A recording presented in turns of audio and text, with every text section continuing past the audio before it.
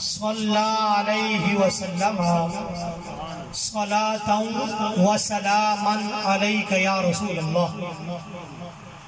اللہ تعالیٰ کی حمد و ثنا کرنے کے بعد درود لامحدود نبی اکرم نور مجسم فخر بنی آدم حبیب کبریا احمد مجتبی شافع روز جزا جناب حضرت محمد مصطفیٰ صلی اللہ تعالی علیہ وآلہ وسلم کی بارگاہ عالیہ میں درود و سلام کا نذرانہ عرض کرنے کے بعد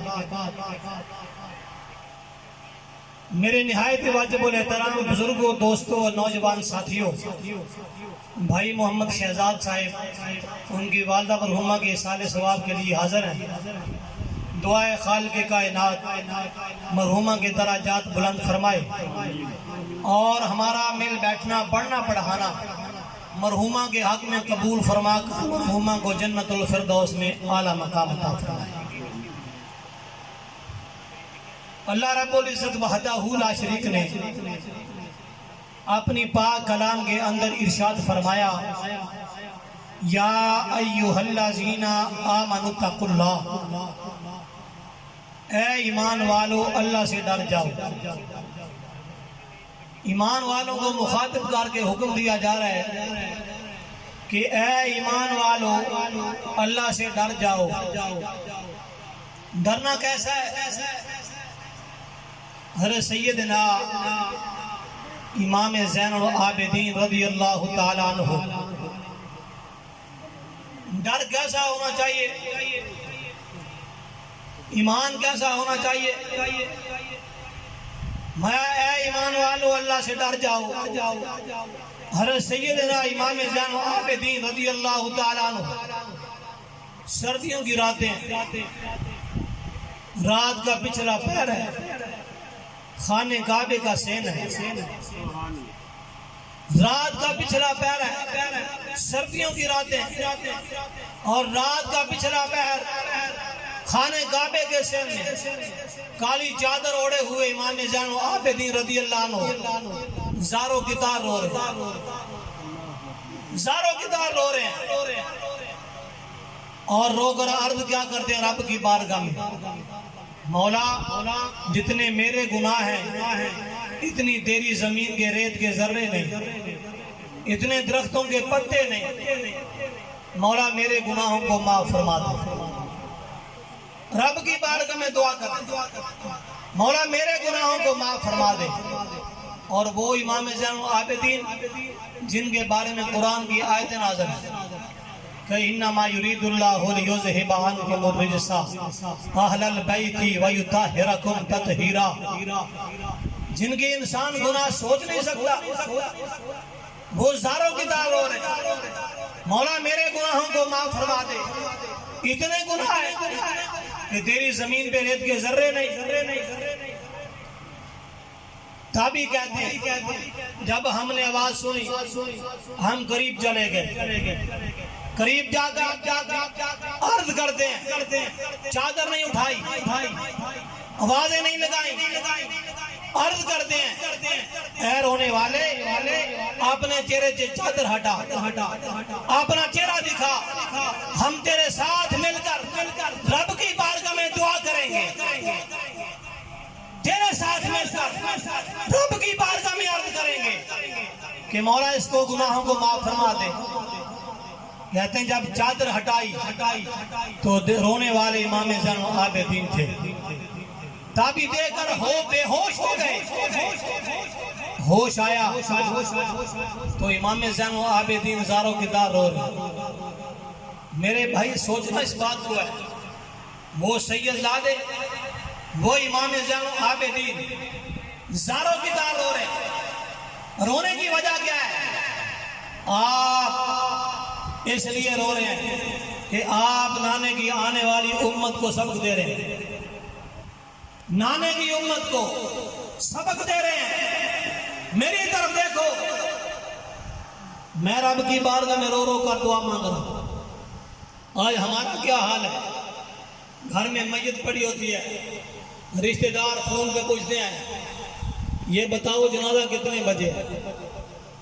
دو کے لیے کوئی نہیں آتا اس وقت، مصروفیت اتنی ہے، فون پہ پوچھنے یہ بتاؤ جنازہ کتنے بجے ہے، جنازے پہ پہنچ جائیں گے، پہلے آنے کے لیے ٹائم نہیں ہے، مسجد میں جانے کے لیے ٹائم نہیں ہے۔ بھئی ہم سب یہی دعا کرتے ہیں کہ مولا ہمیں جنت دینا، جو چیز تمہیں گھر سے اٹھا کر مسجد تک نہیں آنے دیتی وہ جنت میں کیسے جانے دے گی؟ جو تمہیں شیطان گھر سے اٹھ کر مسجد تک نماز کے لیے نہیں آنے دیتا وہ تجھے جنت میں کیسے جانے دے گا؟ امام زین العابدین روتے ہیں، میرے بھائی سوچنا اس بات کو ہے کہ وہ سیدزادہ آل نبی اولاد علی زاروں کی طرح رو رہے ہیں گناہوں کی معافی کے لیے، دعا کر رہے ہیں، اور ایک آج ہمارا حال ہے، سامنے میت پڑی ہوتی ہے، ہماری آنکھوں میں آنسو نہیں آتے، آنکھوں میں آنسو نہیں آتے، جنازے کے ساتھ چلتے ہیں پھر بھی ہماری اپنی گفتگو ہوتی ہے، قبرستان چلے جائیں قبر کو میں مردے کو اتارا جا رہا ہوتا ہے، ہماری سائڈ پہ کھڑے ہو کر اپنی باتیں ہوتی ہیں۔ یہ کبھی نہیں سوچا میرے اور آپ کے لاجواب نبی نے فرمایا قبرستان جایا کرو، میا قبرستان جایا کرو، جب قبرستان جاؤ گے تمہیں مردوں کو دیکھ کر قبروں کو دیکھ کر اپنی موت یاد آئے گی، تم گناہوں سے بچ جاؤ گے۔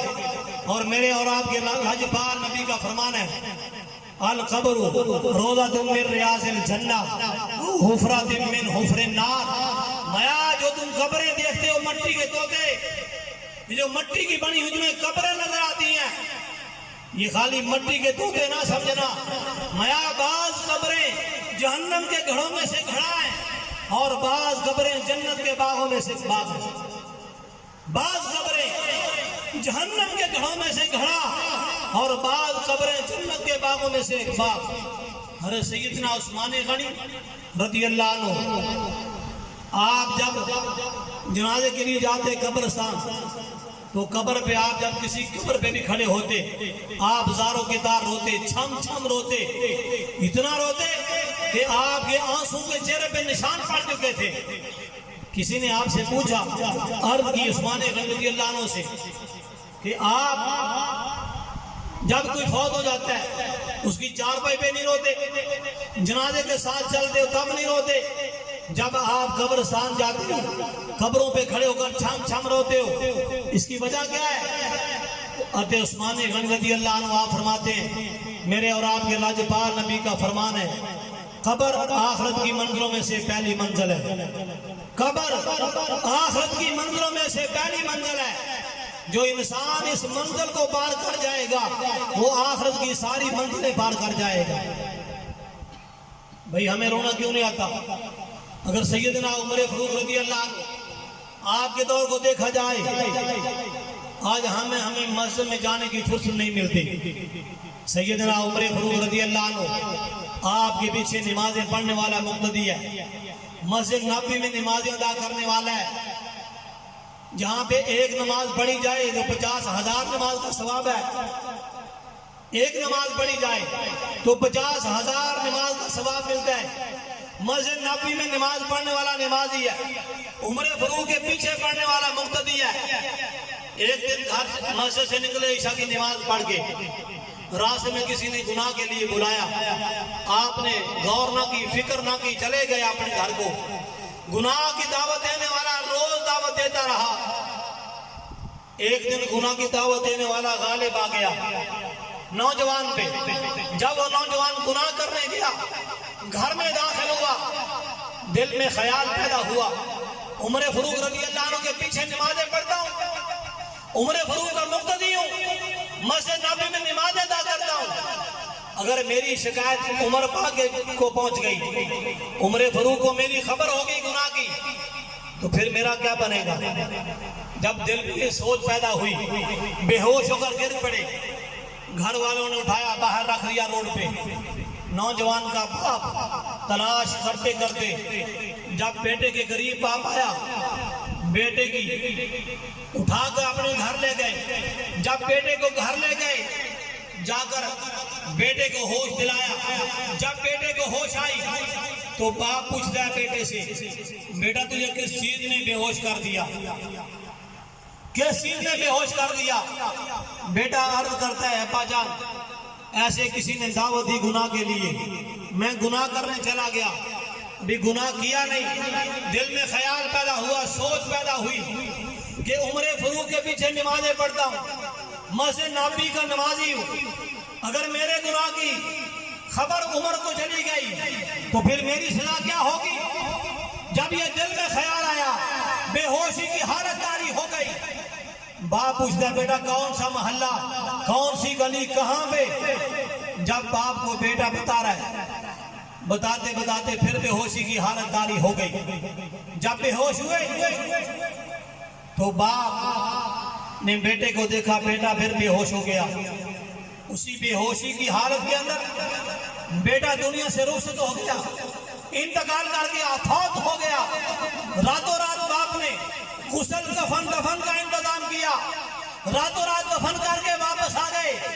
صبح کسی نے جا کے عمر فاروق رضی اللہ عنہ کی بارگاہ میں عرض کی آپ کے پیچھے نمازیں پڑھنے والا، آپ کا مقتدی فلاں نوجوان رات کو رب کے خوف کی وجہ سے دنیا سے چلا گیا ہے، فوت ہو گیا ہے، انتقال کر گیا ہے، اور باپ نے راتوں رات اسے دفن کر دیا ہے۔ عمر فاروق رضی اللہ عنہ آپ نے فرمایا جاؤ اس کے باپ کو میری بارگاہ میں لے آؤ۔ جا کے باپ سے کہو عمر فاروق سے پاس آئے۔ نوجوان کا باپ عمر پاک کی بارگاہ میں حاضر ہے۔ عمر پاک فرماتے ہیں میں نے سنا ہے آپ کا بیٹا رات کو دنیا سے انتقال کر گیا ہے، آپ نے مجھے خبر نہیں دی، حضور رات کا ٹائم تھا، میں نے آپ کو تکلیف دینی گوارا نہ کی، فرمایا ایسے کرو ہم ہمارے ساتھ چلو قبرستان، اگر قبروں پہ جانا منع ہے تو عمر فاروق کیوں گئے؟ میں ہمارے ساتھ چلو۔ عمر فاروق رضی اللہ عنہ کے ساتھ نوجوان کا باپ ہے، ساتھی ہیں۔ جب قبرستان پہنچے قبر پہ عمر پاک کھڑے ہوئے، آپ فرماتے ہیں السلام علیکم یا صاحب القبر، اے قبر والے تجھ پر سلام ہو۔ میں نے رب کا قرآن پڑھا ہے وَلِمَنْ خَافَ مَقَامَ رَبِّهِ جَنَّتَانِ، جو رب کے خوف کی وجہ سے دنیا سے انتقال کر گئے رب اسے 2 جنتیں عطا کرتا ہے۔ جو رب کے خوف کی وجہ سے دنیا سے چلا جائے رب اسے 2 جنتیں عطا کرتا ہے۔ اے نوجوان کیا تجھے 2 جنتیں ملی یا نہیں؟ قبر سے جواب آتا ہے وعلیکم السلام یا امیر المومنین، اے امیر المومنین تم بھی سچے ہو، رب کا قرآن بھی سچا ہے، رب نے مجھے 2 جنتیں عطا کر دی ہیں۔ سبحان اللہ۔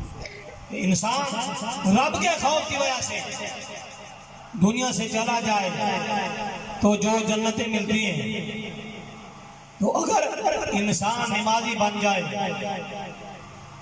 اور آخرت کا خوف، رب کے ڈر کا خوف دل میں بسا کر زندگی گزارے، لوگ کہتے ہیں آگے جہنم بھی ہے جنت بھی ہے، آگے جا کے پتہ چلے گا جنت کس کو ملے گی جہنم کس کو ملے گی۔ میرے بھائی یاد رکھ یہ دنیا تیرے لیے جنت بھی ہے اور جہنم بھی ہے۔